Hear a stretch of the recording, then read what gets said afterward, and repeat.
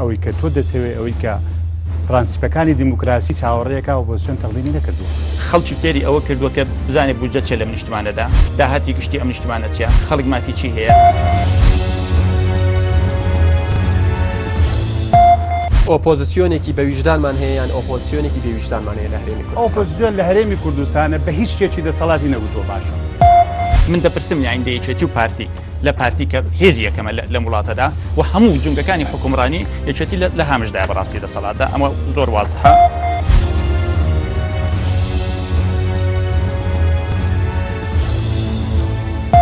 ئەگەر پەرلەمان جێگایەکە ئێوە توانیوتانە لە ڕێگەی ئەم پەرلەمانەوە فشار دروست بکەن، بۆچی تۆسیان لە هاوڕەکان پەرلەمانتان چۆن؟ سازاری نیشتیمانی لە دەرەنجامی کۆبنەوەی دەباشان هاتووە. هەموو شتەکان ئەمە داواکاری گشتە دەڵێ داوامان کردووە لە دەستگای جێبەجێکردن کە تاوانبارەکان بگرێت ئێوە نایگرن. لە ماڵەکانمانەخوا مەطعەم بوو، چامانەخوا چاخانە بوو، ئەخەوتین وتێل بوو، جلیان بۆ ئەشۆدین، ئابوو نەمانی ئەسندن، بە مەکینە دێبەدی ئایانگێڕاین، ئەبوایە پێش هەموو شلەدەکانی ئاوان کردهاتەوە.